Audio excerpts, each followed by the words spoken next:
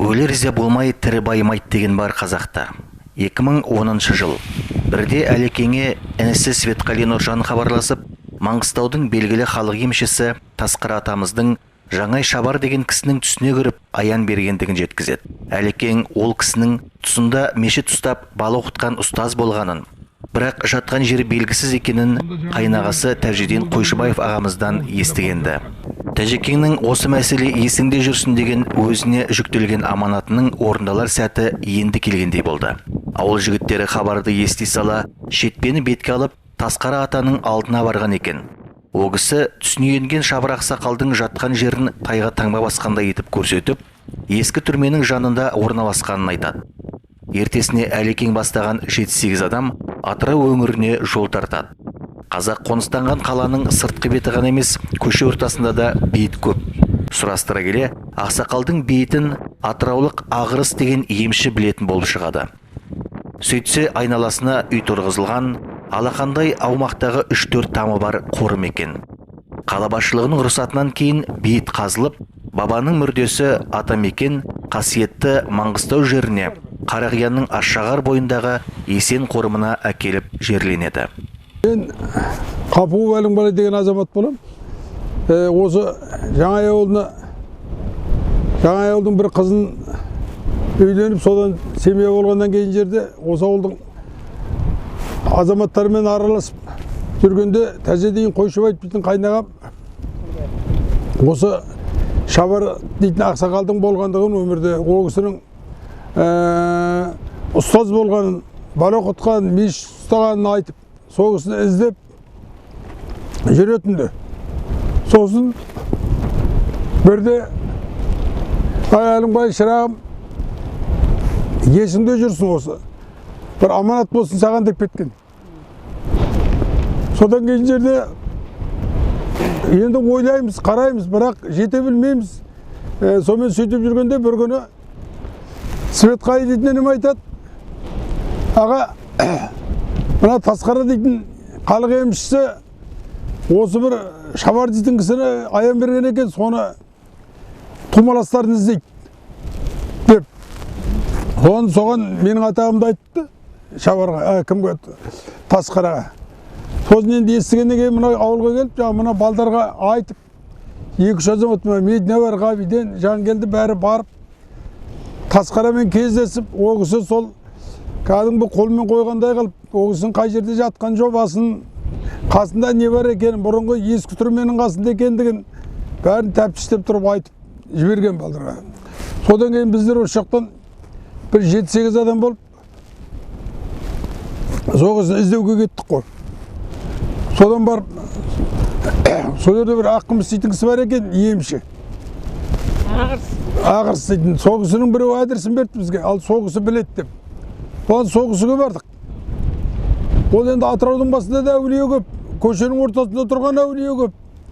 Ал оның бәріне де барып едік, оның бәрі де бізге ұқсамады. Содан жаңа Ағырыс дейтін кісіні тауып алып, сол Ағырысқа сөйлесіп едік.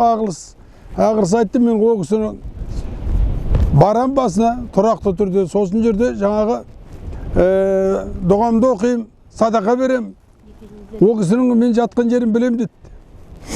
Содан барып сол Ағырысты алып, барып көріп, дұғамызды оқып, ертең таңертең жұмысқа кірсеміз деп. Сосын сол жердің басшы, мекемелердің басшыларына барып, рұқсат алып, кез келген адам бір көшені қаза бермейді ғой. Ол кісінің жатқан жерде, мынада бір құрттай жерде қалған, бір 3-4 там. Қалған жердің бәріне үй салып тастаған жаңағы. Енді болмаса, бұл жерде де бұзуға айналған. Содан мен жаңа қаланың бас архитекторына барсам, бас архитектор айтады, жаңа, ойбай аға қайда жүрсіз, біз ол жерді сүрейін деп отыр деп жаңа.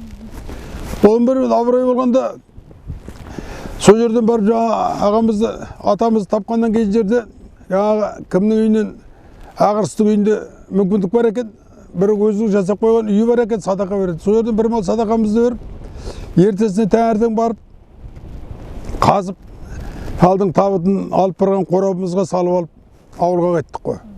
Сол түнделетіп жүріп, таңалында келдік. Осы жерге жерледік мына жерге. Бұл қай жыл? 11-ші жыл бет? 2010-да. 10 бет? 6-сентябрь күні. 10-ші жыл шығар. Сол енді мынау шүкір 10 болғанда қазір 7 жыл болып тұр. Мына әлі есі бұзылған жоқ. Мына салынған тамның сыртқы. Мүсіні сол күйінде тұр. Мына қалған тастарды қарасаң, бәрі мүжіліп, желініп жатыр. Ал енді бұл да сол Алланың бір берген шапағат шығар, атаның өзінің аруағы шығар. Жақсы болып тұр ғой қазір енді. Енді болса там салған уақытта біраз ауылдың азаматтары, елдің азаматтары көмектесті. Қолғабыстарын тегізді, бірі шеберін берді, бірі топырағын берді, бірі машинасын берді дегенде. Ал мына Жаңабай деген жігіт сүйіндік. Мына мешіттің орнында ана атаның қойылған белгісінің жан-жағын қоршаудың бәрі осы заборын жасап берді. Солай ғой. Бәрін сол жігіттер жасады енді. Мынау енді атаның мешіттің орны. Осы жерде бала құтқан. Енді 18-де 10-ның есебі болып тұр ғой. Ал енді көптеген адам дәріс алған. Біздің енді есімізде қалғаны Әбдір дейтін ақсақал, Қалмақ дейтін ақсақал, Абдулла дейтін кісілер осы кісіге оққан. Ал енді оның барлығының аты менің жадымда жоқ, бірақ жазба түрінде бар. Кім екендіген. Газетке де шықты. Енді азаматтар оқып атқан шығар бәрінде. Сондай жағдай енді, мынау жатқан жері жайлы, топырағы торқа болсын. Ата бабасының қонысы ғой енді осы жер. Мына әулиенің аты, әулиеміз, мына қорымның аты Есен. Есен қорымы деп есеп. Бұл картаға түскен белгілі жер. Ал мына Есен дейтін атамыздың өзінің басында несі құлап қалған, бірақ басына белгі қойылып тұр. Сондай жері мына Құйылыстың ойы, мынау Аш-Шағар ағып отырған. Осы Аш-Шағардың бойында тұрған бас жағында бұлағы болды дейді. Мынау осы жерде мынау Аш-Шағар ғой. Мына ненің Құйылыстың ойына шейін барып жатырған Аш-Шағар осы. Бастау осы жерде алады Аш-Шағардан.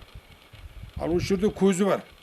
Ал осы жерден жаңа Шабар атаның бұлағы болған. Тұщы бұлағы да? Дәрет алатын, ауыз су қылатын осы жерде тұщы бұлағы болған. Біздер енді қазір оның нақты қай жерде екенін білмейміз, бірақ айтушылардың айтуына қарағанда бұлақ осы жерде болған. Енді оны қазіргі осы көз тірі адамдардан сол бұлақ осы жерде деп айтып жүрген адам Нұржан Сауырғай дейтін менің ағам. Ол уақытта сол бала мал бағып жүргенде көріп едім дейді. Ал осы жерде болған бұлағы.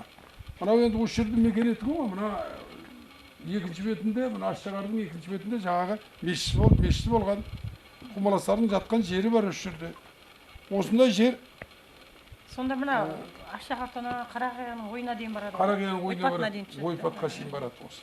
Сорға барады. Мына Жетібай Ақтау жолының астына өтіп жатыр ғой. Өтіп жатыр. Сол осы Аш-Шағар. Қалип Медина деген азаматпын, жаңаймын. Есен шалдың 3 баласы болған, Шабар Мәміш Тұржан деген. Мен Тұржаннан тараймын. Шабар атамыз туралы естігенім, Ақбибі дейтін мамамыз, осы Тажидин Қойшыбаевтың мамасы. Сол айтып отыратын еді. Осы Сенекке қарай көштік, жаңа қуғын сүргіннің кезінде. Сенекке түнедік, сол таңата енді көшеміз деген ата жаңа қызыл әскер қоршап алып, оқ атып үстімізден сол жерде ұстады.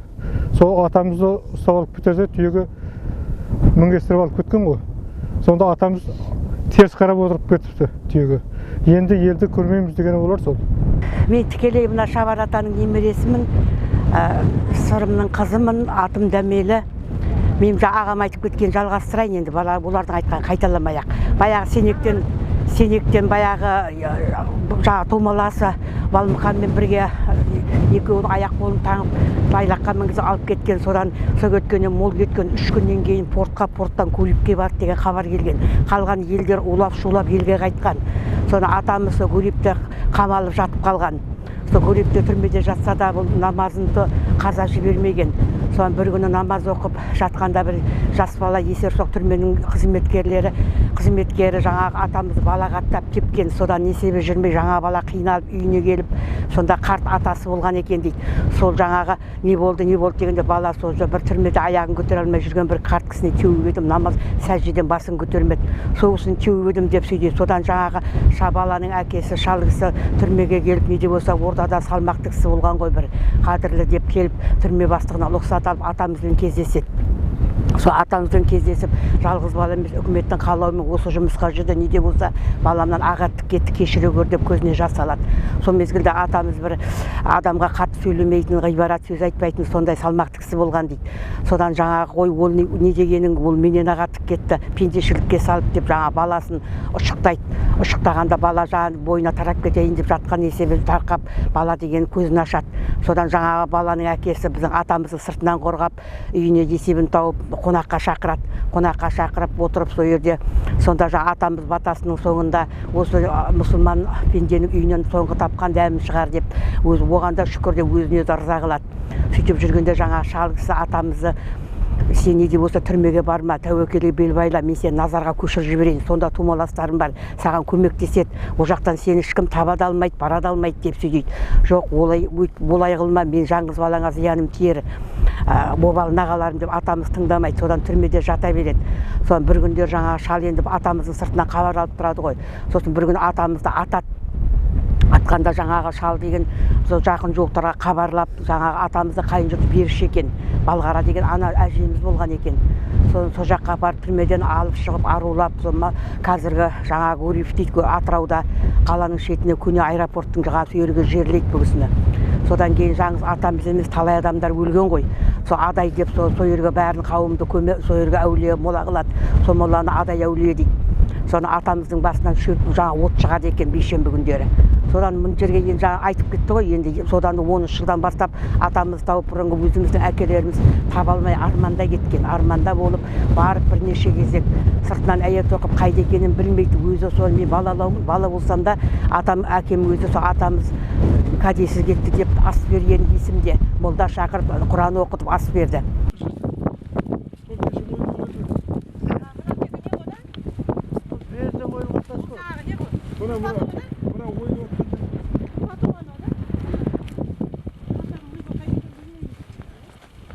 Қойден тұңға тарғайды.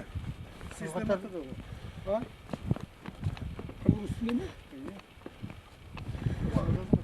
Танылайын ба? Қожаназар ғой недегі, Сисламда. Системада. Өне, бұтаралардың орнын көресің бе? Бұтаралардың орнына, тесік. Налар ма? Мен қолыммен етіп атым. Түсіріп алшы кім? Мешен қылып атқан дейді ғой. Күмбез ғой. Күмбез тұм ғой. Андай болып құлаған. Дымы қалмаған еді.